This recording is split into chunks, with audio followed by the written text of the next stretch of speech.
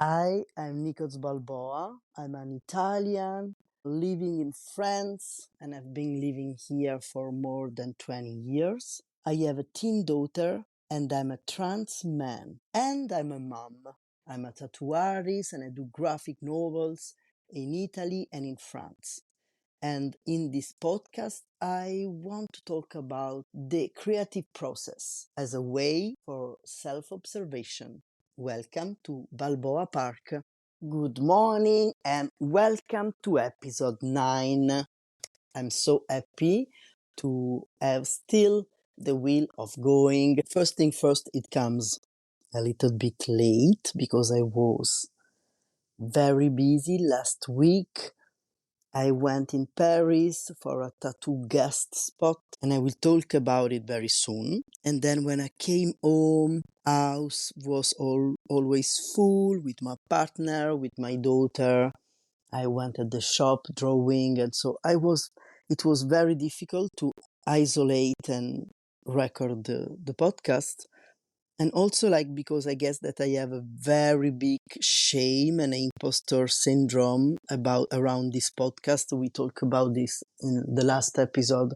So telling my friends and family, oh, I'm sorry, I have to isolate, I have to go in a room in silence to record my podcast doesn't feel very legit to me. So I just waited a moment in which casually I'm all alone and I can record this episode. This is something that it's definitely worth to looking into. Today episode, I wanted to talk about two things, and one is the anxiety around sending emails, around contacting people who follow us as an artist, and the other is reconnecting with something that it's brainless and also that is joyful. The first thing, the zero mail in the inbox anxiety, or at least the inbox count at zero high standards. Like sometimes people like me who sends emails, as I do from Substack, um, when I talk about people about sending emails or building an email list, we don't use email to communicate anymore, or at least very few, but we use like WhatsApp or Messenger or Instagram or TikToks to Snapchat or I don't know, to communicate. So for now, emails are just for work related topics or promotions. And it's very difficult, even for me, when I subscribe to something or I buy something from a website and I know, oh fuck, they are going to send me promo emails. And so I have this guilt of sending emails. I'm always scared of sending too much. On Substack, for you, the subscribers, I wanted to have a standard of two mails a week. One would be the podcast and the other would be text, an image, something that you can actually read. Like I have few people subscribing to my Substack, but also few people unsubscribing right after I send an email. So I was like, oh fuck, I shouldn't send this email because this person like thought I'm spam. And it doesn't matter if I have like about around 300 subscribers and I send the email to 300 people and there is one person that unsubscribe, as we can always, we already talk about this, you and me on this podcast. It's like the one people who unsubscribe take all the space, and I tend to forget the 299 people who are maybe happy to receive or maybe neutral to receive my email.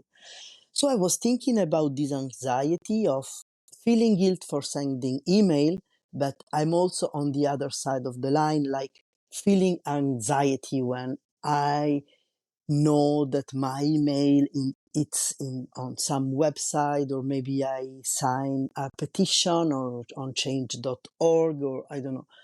And so every time I think, oh fuck, I'm going to start receiving email. And so I was thinking that two things. First thing, first first thing is like, it's not the emails fault that we don't have time to settle and look at our inbox.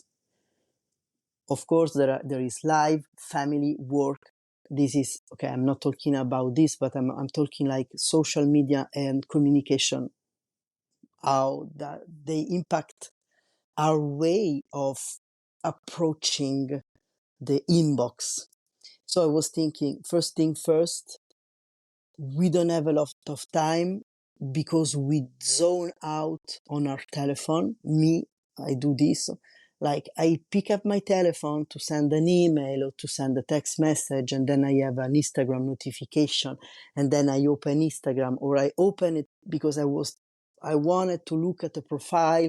Like, I wonder this person, this artist, they used to do this. I want to look from them for them, and then I open the discover page, or and then maybe there is like 10 to 20 to half an hour that is gone, just me looking one dog reel after another, or baby laughing, or tattoo stencil hack, or something like this. So like, we don't have time because social media suck the time out of ourselves. And and the second thing is like, we apologize for an email sent because we feel guilty of taking space into an inbox, and we know that inbox of people are full of corporate companies or corporates that send promos and stuff. So I was thinking, the problem is not an email sent from one human just to tell a story or to talk about something, but the problem is like actually corporates, company that waste and stole our time and attention with promo emails. And when we think about it, social media is the same, because it's like big companies that are always the one that spoils the platforms. We talked about this last time. I was quoting Beth Pickens when she said that social media platforms are actually space that sell our attention to corporations. And as you can see, every time one new social media platform is created, it's fun, it's cool, and then it gets popular, and then companies say, maybe I can go there advertising, and they arrive and they spoil everything. Now, when you go on Instagram, even if you are on a profile, like not in a feed page or on the discovery page, you are just like checking one profile of one person or one, I don't know, artist for me, or I don't know. I'm looking at the picture of this artist, for example, and then between the pictures, sometimes there are advertising that are very well targeted. So sometimes it looks like the artist that I'm looking at, but it's actually an advertisement. I guess I hope that Substack will never do this. For now, the platform Substack is very safe, and maybe because it goes with subscription, it prevents companies to come and buy those spaces, because it's something that money is like, it flows from readers to writers. And when you think about it, if you pay a subscription on Substack, I guess it's like between $5 or $8. I don't remember, and those $5 to $8, you spend them even on Instagram, even if you don't know it, because the time you give to the advertising, the click you put on the advertisement, and maybe sometimes you buy things. Or I guess I did this sometimes. I bought things from Instagram advertising.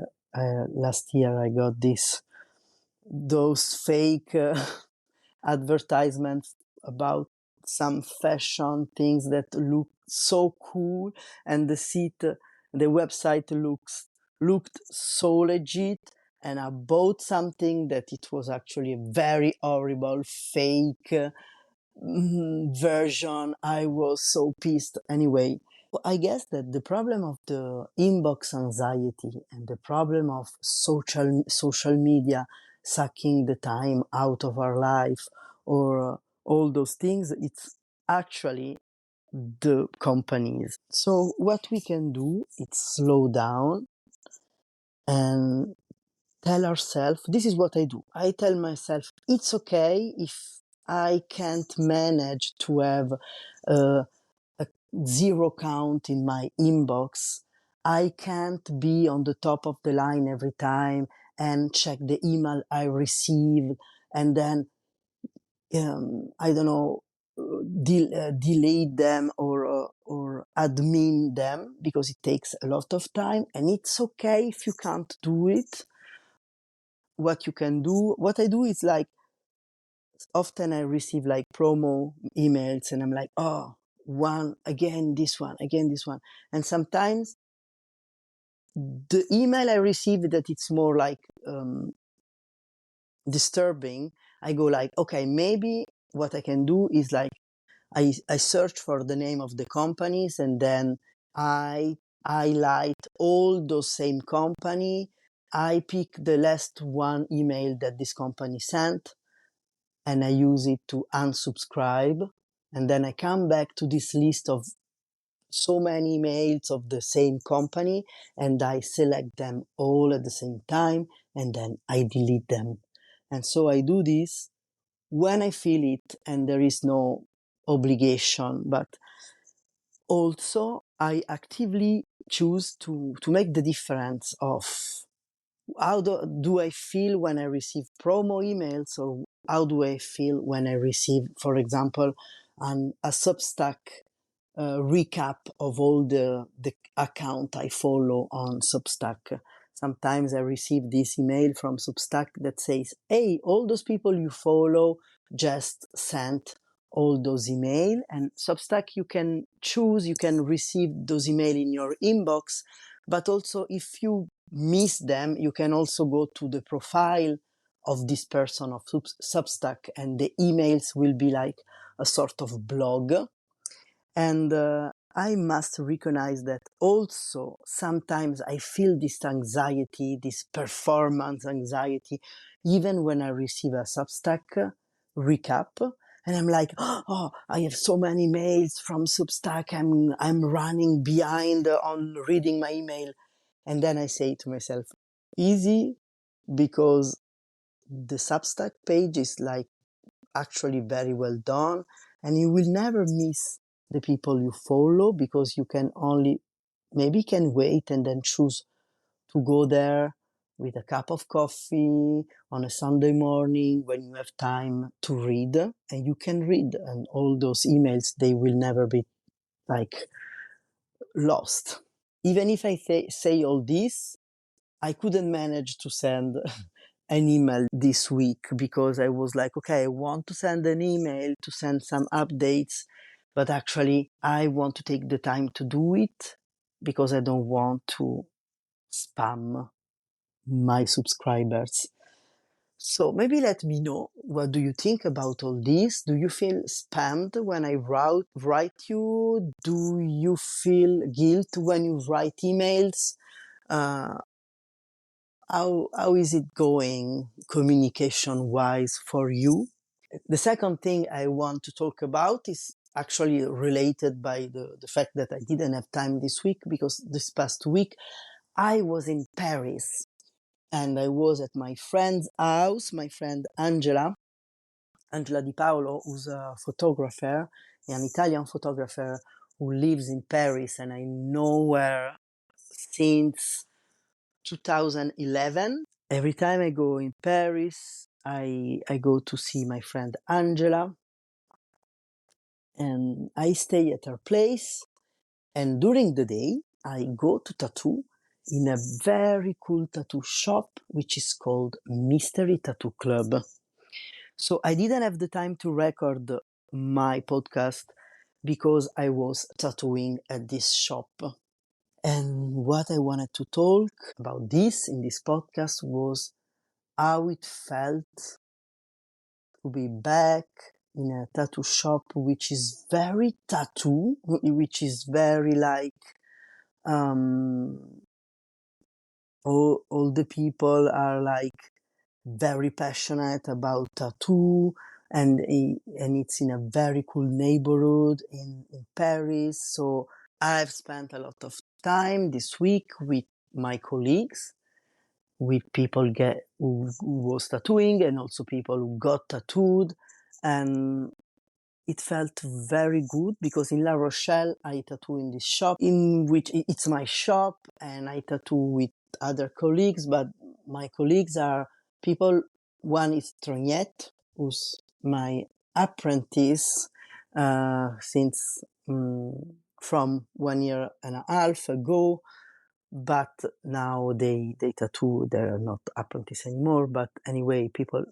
And the other person who tattoo with me is 7, and he doesn't tattoo from very long time. And anyway, it's another generation, and it's very cool, and we have a lot of fun in La Rochelle. But it felt good to be maybe with people that are more likely to be my generation, and to have this a lot of things in common, and memories from when I was living in Paris, and it was very fun, and I had a very cool time. And also, like, I had a bunch of clients who came from all around France, because I live in La Rochelle, which is on a very west, by the ocean, on the very west of France, and is a small town which is not very easy to come to, because yes, you have a train from Paris, which is like 2 hours and 45 or something like this. So if you live in Paris and you want to come in La Rochelle, it's okay. But if you live somewhere else in France, it's very difficult, because France, like Paris, is the place where all the train lines arrive, and then from Paris you can go somewhere else.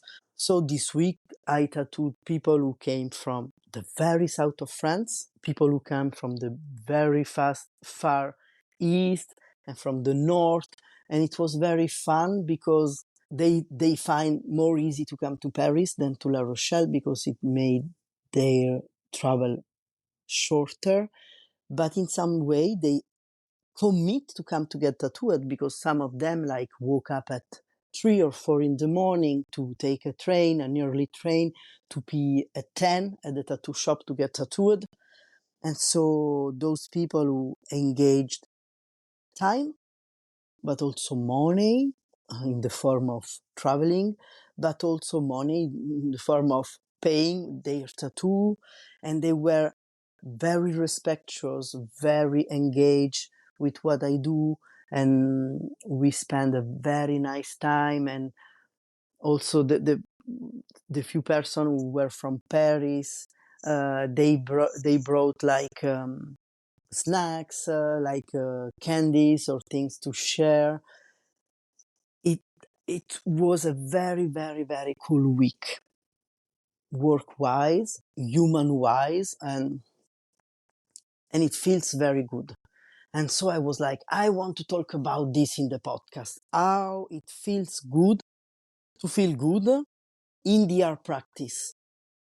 Those like magic moment in which you stop thinking about, okay, maybe this is my style, or you stop thinking about techniques, you stop thinking about communication, social media, algorithms, all those things. Like, they are useful when it's your job to do, like when you are an artist, and it's your job. So you also have to do some admin stuff, communication stuff, marketing stuff, and all these things. more you have to think about your skills, and it's okay. But sometimes when I only do this, I burn out. And during this week, I was far from my shop, so your own tattoo shop, which is I realize which is very difficult, and it's very like which is a I realize which is very difficult, and it's very like um there are a lot of satisfaction, but also a lot of things to think about.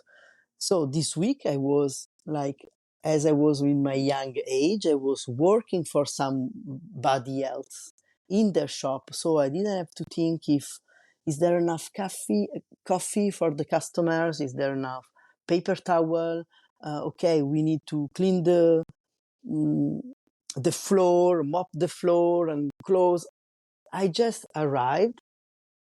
I put my bag down, I welcome my client, I tattooed, take the money, leave the percentage to the shop, of course, but then like go back to my friend's house and being light. It felt very good to get out of my brain for this week. I came back to La Rochelle very charged, and I was like, yes, this week I'm very motivated. Okay, I must keep this energy high and all this. And I kept it Monday. Like Sunday, I spent the whole Sunday in bed, reading and cuddling with my partner and sleeping. I took like 3 naps during the day, and I read, and but then Monday and Tuesday I was like, okay, I want to keep the momentum going. I want to stay motivated. I want to keep this tattoo energy on me. So I spent the whole Monday at Strangeland sketching for drawing a snake, and it was very fun with Rognette. Gave us this challenge, and so in 2 days we draw this snake, and they, for example, here in France, they just passed the exam about contagion and setting up a clean space and all this stuff. They never tattooed, but they buy a machine, very expensive, even more expensive than mine's. My tattoo machines are very, very little expensive. I like to buy expensive needles, but my machine aren't very expensive. Anyway, I see so many people starting tattooing, like they don't have tattoos, they never work in a tattoo shop, they don't know what feels like to stay all day in a tattoo shop and speak with the clients and all this stuff, but they decide they want to tattoo, which is okay. But for me, it was the opposite. Like I worked in tattoo shop for like 13 years, and I draw because this was my studies, and I also continued like having illustrator and artist career while I was working in a tattoo shop. But I couldn't manage to draw like classic for tattooing. Like my style in tattooing is very illustrative, but also like my style is like the drawing is like the subject maybe is not very tattoo. The technique is very linked to the tattoo technique.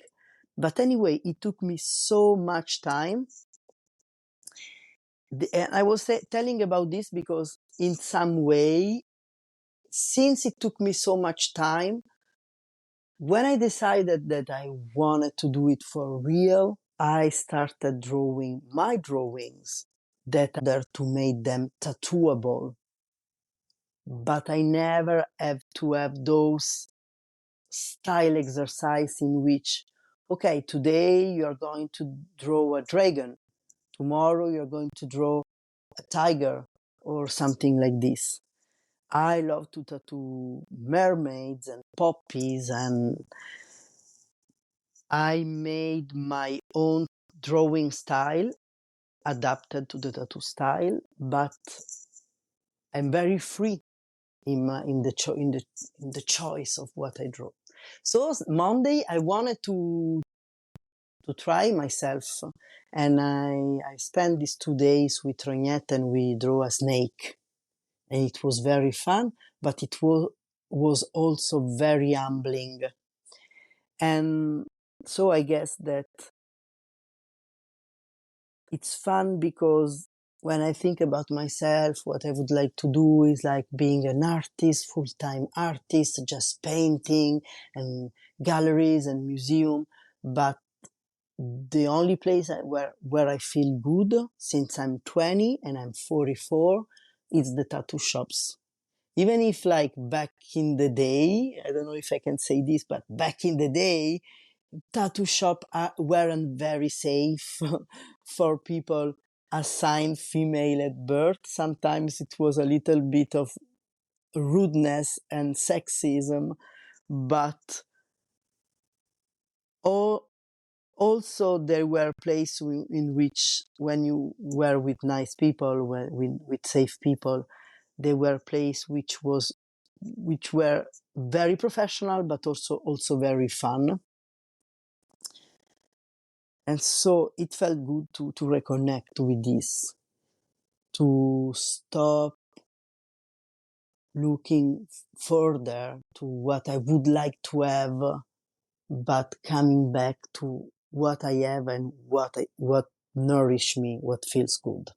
And this for me is very difficult because in those days I'm very stressed, and it's like the world crisis, we have war, we have all sorts of things, we are just out of a pandemic. So sometimes life, it's adulting, as young people say, it's difficult. You have bills, you have problems, you have health issues, you have children, and sometimes it's difficult. And for me, it's very easy to sleep and maybe spend, like yesterday I was like, I want to reconnect, but then I feel like coming back in the reality of the everyday life again. I felt very grumpy, and everything I have wasn't good enough. I just was thinking about what I don't have, and it's not a place where it feels good. When it's not, when it doesn't feel good, maybe it's worth to observe why and correct it. So yes, Monday, Tuesday drawing, connecting back to my tattoo love. But Tuesday I was slipping back into grumpiness because I miss big cities, because I miss Paris, and because La Rochelle is very cool to go dive in the sea or something like this, but it's a very small town. And I was born in Rome and raised in Rome and lived in Paris. And then when I came to La Rochelle, was just for a few time, and actually it's been 19 years, not 9. Um,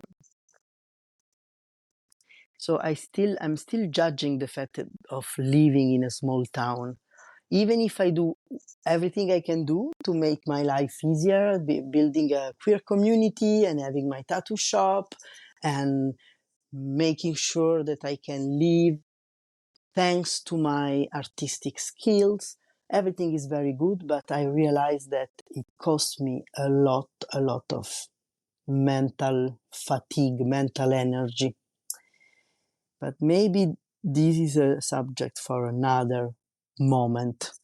Mm, And since the subject of this time was connecting back to the energy, what I wanted to share is also that I have also connected back to my sketchbook practice, to my graphic journaling practice. I bought, even if I have a lot of journal started, I couldn't find the right journal. Like my needs have changed. And so I bought another sketchbook, and now it's the one that I needed. The paper, the format, the color, it's the one that feels good. And so, like, I'm back on track on my graphic journaling practice. If you don't know what graphic journaling is because you just arrived on this podcast, I will put the link in the show notes. And so I actively commit to notice when I'm being grumpy, notice when I'm not enjoying, when I'm not nurturing and nourishing the joy. And I commit to notice without judging myself and then come back to joy. And it's very difficult to don't judge myself. I guess yesterday I was coming back home with my partner and I was like, we were walking past a house, which was like a townhouse, very cool. And I was like, oh, this house is beautiful. I'm old and I will never be able to buy this house. I will never could afford to have this kind of house. So my life, it's like I threw away my life at my age, blah blah blah blah blah blah. I was like, and then I realized, oh, and I'm not even capable of being grateful of what I have, of my flat, which I adore, and like I can't have gratitude. Oh, and I was like complaining about the fact that I don't have gratitude. So my grumpiness also came into this. And my partner said, yes, but maybe we don't beat ourselves up of this. Maybe you can pass after this. And so, yes, this is very difficult, but it's also very important. We can't be perfect every time. We can't always be the one who creates from a place of joy, then we don't judge our drawing or that we don't judge our life and all this stuff. But I always say this in my podcast, but I'm going to say this again. It can happen and it will happen that we all together will judge negatively, my finger, what we do, what we live, what we want. And I guess the solution is, okay, stop, time out, noticing it, and then try to come back on track by using what feels good. And sometimes it can take 1 minute, sometimes it can take weeks, sometimes it can take 2 hours. It depends.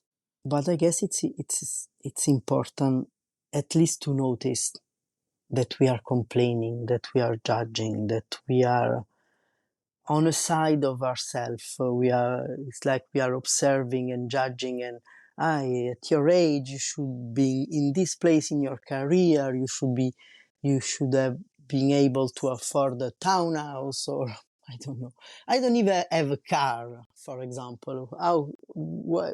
Maybe I can start smaller and buy a car, but I don't want to have a car. But I guess it's very cool to be able to move freely with a car and not with a bike or with a feet or with a bus. But anyway, let me know what you think about all this. What are the practices that put yourself on track in a joyful way, or when or where are those moments in which you observe yourself judging and being concentrated on what you don't have instead of being grateful of what you have. And also, don't be afraid to send that email, or open that email, or unsubscribe or subscribe maybe to my Substack. We are not the ones who are polluting the communication world. We are not the one who are polluting the effing social media or the inbox of our subscribers. This is a problem for big companies and big spammer that want to get profit on our back. I guess it's all for today. Thank you for listening. and bye bye. Thank you for listening to Balboa Park. If you want to go a little bit further, maybe you can start by subscribing to my Substack, which is the platform from where the podcast is native. You can also visit my website, which is nicodsbalboastudio.com. If you enjoy this podcast, share it with a friend, maybe click the follow button, and also maybe leave a 5-star rating. Thank you. Bye bye.